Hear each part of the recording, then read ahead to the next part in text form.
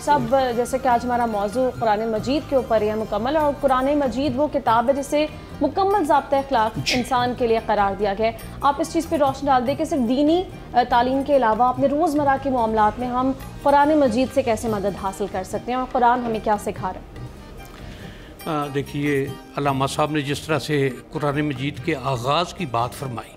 कि ज़ालिकल किताबुल ला रैब फीह, कि इसमें कोई शक वाली बात नहीं है। इससे आगे अगर हम चलें या इसके पहले हम साबिक़ा अदियान को देखें तो दीन जितने भी आए हैं अल्लाह के यहाँ से, उनमें सबसे पहला ईमानियात की बात है, उसके बाद इबादात की बात है और फिर अखलाकियात की बात है कि दीन जितने भी आए हैं उन्होंने लोगों के अखलाक संवारे हैं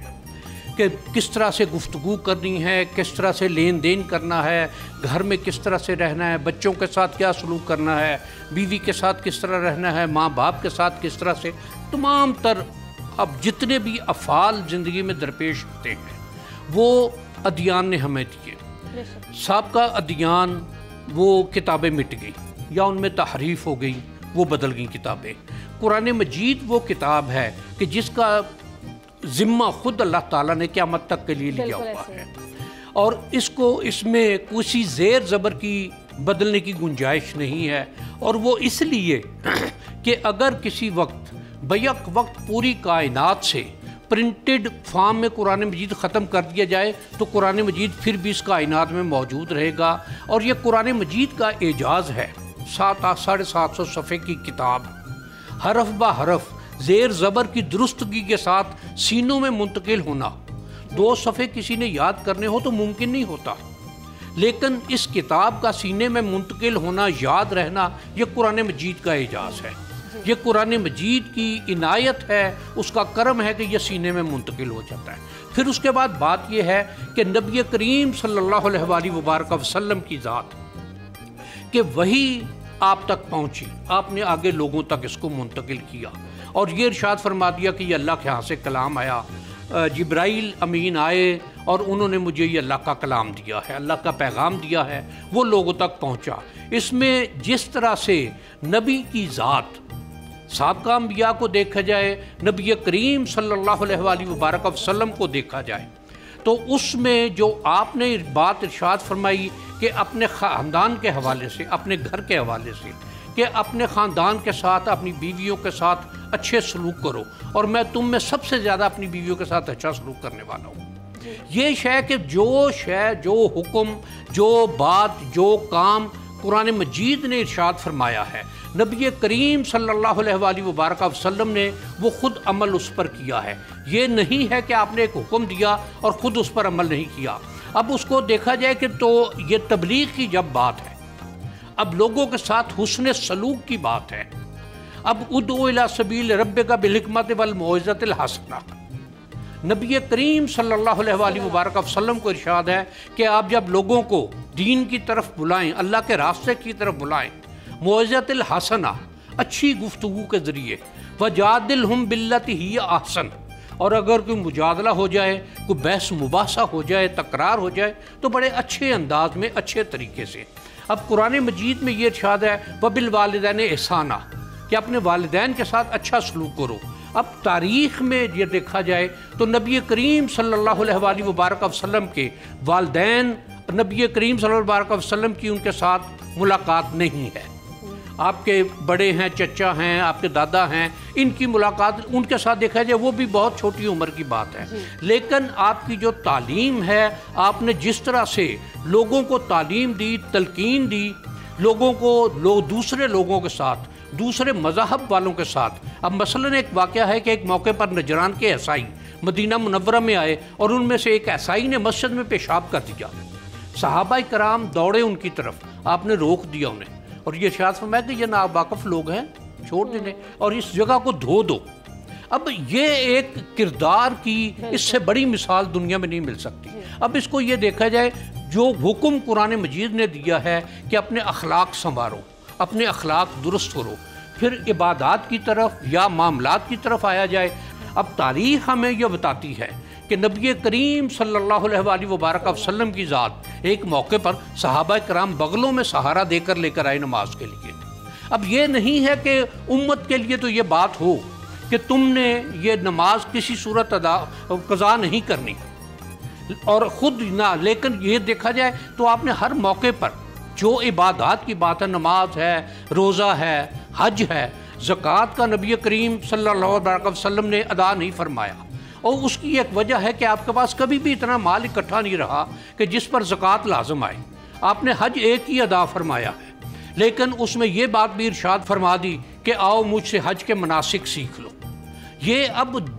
با ایمان کے لیے نبی کریم صلی اللہ علیہ وآلہ وبارک وسلم نے جو جو عمل کیا ہے اس پر پوری طرح سے عمل پیرائی، یہ ایمان کا تقاضا ہے، یہ ایمان کا حصہ ہے کہ آپ نے یہ ارشاد فرمایا کہ میرے سے حج سیکھ لو۔ اب حج کے حوالے سے ہی ایک واقعہ کہ جب حج کی فرضیت آئی، آپ نے اعلان فرمایا تو ایک صحابی آئے سامنے کہ یا رسول اللہ صلی اللہ علیہ وسلم، کیا ہر سال حج فرض ہے؟ آپ نے رخ مبارک پھیر لیا،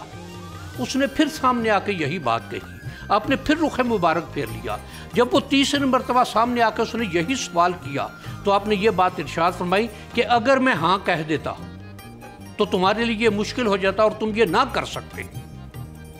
اب یہ ایک کتنا خوبصورت انداز ہے ایک بات سکھانے کا کہ کسی بھی سوال میں اگر آپ نے خاموشی فرمائی ہے تو اس کو دوبارہ سے نہیں دہرانا، اور یہ ایک تعلیم ہو گئی۔ اس کے بعد سے صحابہ کرام کا یہ معمول رہا کہ سوال کیا، جواب نہیں ملا تو خاموش ہو گئے، دوسرے کسی وقت کے لیے اٹھا رکھا۔ اب یہ جو قرآن مجید کی تعلیمات ہیں، اس میں دیکھا جائے تو قرآن مجید مکمل ضابطہ حیات ہے، اس میں ایمانیات کی بات بھی ہے، اس میں عبادات کی بات بھی ہے، اس میں اخلاقیات کی بات بھی ہے کہ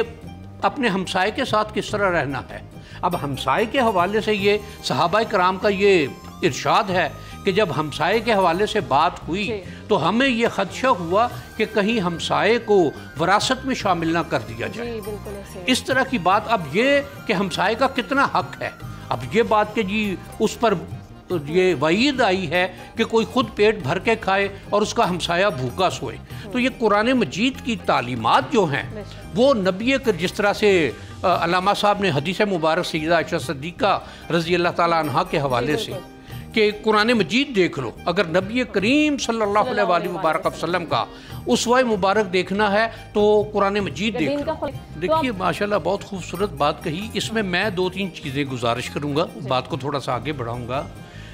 قرآن مجید میں جس طرح سے یہ کہ کافروں کے جھوٹے خداؤں کو گالی مت نہ دو، وَلَا تَبَسُّوا الَّذِينَ يَدْعُونَ مِن دُونِ اللَّهِ، ایسا نہ ہو کہ جواب میں تمہارے سچے خدا کو گالی دے دیں، اس شے سے منع فرمایا ہے۔ حکمت بتا دی کہ یہ نہ ہو کہ تمہارے سچے خدا کو گالی دے دیں۔ پھر دوسری ایک چیز دیکھیے کہ حضرت عمر فاروق رضی اللہ تعالیٰ عنہ کے دور میں جب مصر فتح ہوا اور آپ کسی وقت تشریف لے کر گئے وہاں، تو ایک یہودی بوڑھا بھیک مانگ رہا تھا۔ حضرت عمر فاروق رضی اللہ تعالیٰ عنہ نے اس سے پوچھا کہ یہ کیا معاملہ ہے؟ اس نے کہا کہ جب تک میں جوان تھا میں محنت مزدوری کر سکتا تھا، میں جزیہ دیتا رہا ہوں، اب میرے پاس ہمت نہیں ہے، میرے پاس اپنے کھانے کے لیے میری اولاد کوئی نہیں اور مجھے بھیک مانگ کے گزارا کرنا پڑتا ہے۔ حضرت عمر فاروق رضی اللہ تعالیٰ عنہ نے بیت المال سے اس کا وظیفہ مقرر فرما دیا۔ اب یہ جو جب تک یہ کیفیت رہی، اب جب بیت المقدس میں حضرت عمر فاروق رضی اللہ تعالیٰ عنہ داخل ہوئے ہیں تو آپ نے گھوڑے کی باگ پکڑی ہوئی تھی اور آپ کا غلام گھوڑے پر سوار تھا، تو یہ شے اس میں کہ جب عزت نفس کی بات آتی ہے کہ ایک غلام ہے، اسی طرح سے اگر آپ دیکھیں ایک اور معاملہ کہ جب مصر فتح ہوا اور اس وقت ایک بات آئی کہ مصری لوگ جو ہیں وہ ایگریکلچر میں بہت آگے تھے کہ اب یہ اناج انہی کے ہاں سے آتا تھا، تو یہ بات کیسے چلے گی؟ میٹنگ بیٹھی حضرت بلال حبشی رضی اللہ تعالیٰ عنہ، انہوں نے ایک سجیشن دی،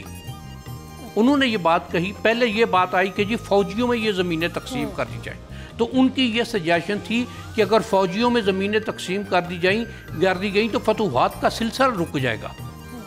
اب اس دور میں، اس معاشرے میں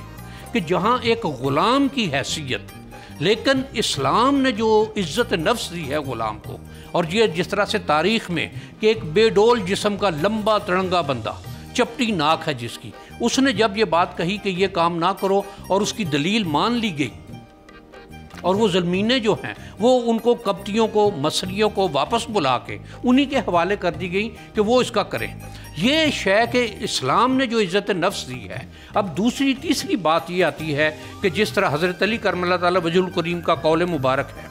کہ ظلم کا نظام چل سکتا ہے, ناانصافی کا نظام نہیں چل سکتا. اب یہ معاشرتی حوالے سے موجودہ دور میں اگر دیکھا جائے تو نام تو ہم اسلام کا لیتے ہیں, مسلمان ہونے کی بات تو کرتے ہیں, دین کی تبلیغ کی بات تو کرتے ہیں, دین کے احکامات کی بات تو کرتے ہیں, لیکن جہاں مفاد آ جاتا ہے